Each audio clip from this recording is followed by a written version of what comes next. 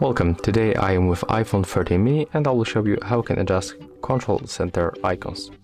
So the first we have to go for the settings, and next when you are in the settings we have to find the control center, it's right here. And next, if you want to add some icons, for example you want to add the code scanner, home application, magnifier, and maybe screen recording, you have to tap on the plus of any feature right like that.